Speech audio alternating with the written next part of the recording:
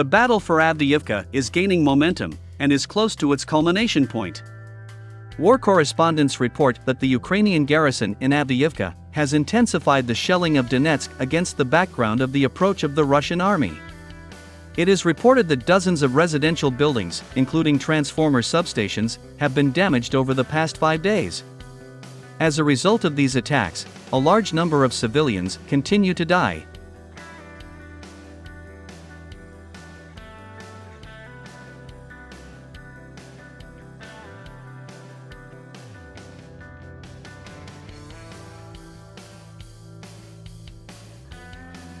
With these actions, the Ukrainian command is trying to show the advancing Russian forces that the situation is allegedly under control, even though Avdiivka has already fallen into a semicircle. According to eyewitnesses, a panic situation reigns in the Avdiivka itself.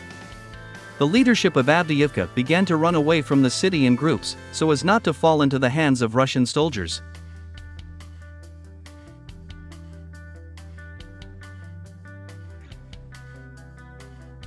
Moreover, there are even reports of armed clashes in the center of Avdiivka between foreign mercenaries and detachments of the armed forces of Ukraine. These clashes are caused by the fact that the armed forces of Ukraine are trying to stop foreign mercenaries, who are trying in every possible way to escape from the city.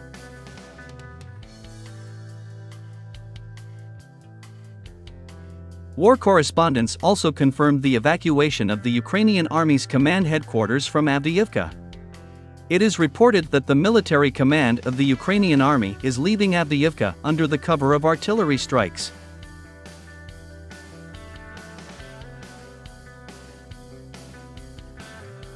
At the moment, terrible weather has set in Avdiivka. Rains and cold wind have made their own adjustments to the offensive actions of the Russian army. All this allowed the leadership of Avdiivka and the military command of the Ukrainian garrison to begin the evacuation process.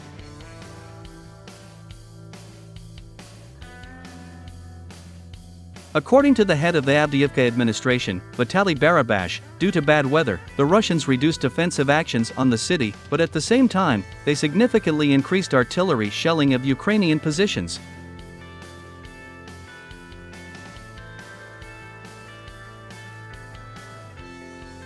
At the same time, Vitaly Barabash admitted that the situation in the Avdiivka direction is changing every hour, and that the Russians are moving forward with each new attack.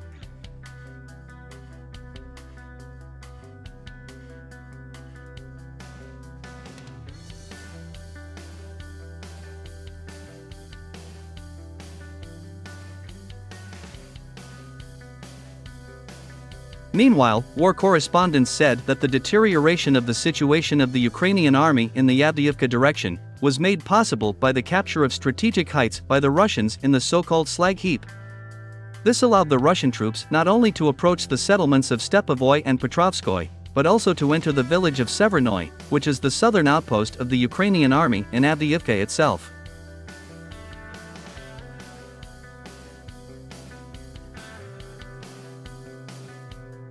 Meanwhile, it became known about another very bad news for the Ukrainian military command. So, on October 29, Russian troops managed to capture a strategically important quarry near the village of Avdiivka. This tactical success of the Russian army made it possible to open the way to the crossing on the Volkhya River. Let me remind you that this crossing is the only remaining logistics hub that allowed the armed forces of Ukraine to defend Avdiivka from such settlements as Umans and Novoselovka Pervaya.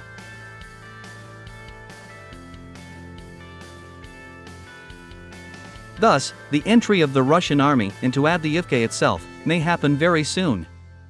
Experts are confident that the Russians will apply in Avdiivka all the experience gained during the capture of Bakhmut. However, many are confident that Russian troops will not repeat the Bakhmut scenario in Avdiivka.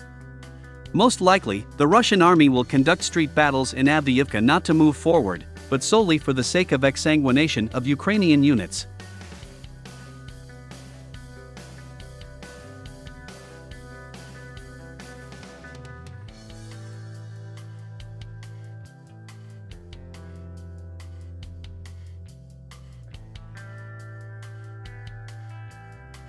Experts are sure that the battle in Avdiivka will resemble the Mariupol scenario. However, Russian military expert Vladislav Shurigin is sure that the armed forces of Ukraine will not fight for Avdiivka until the last Ukrainian soldier.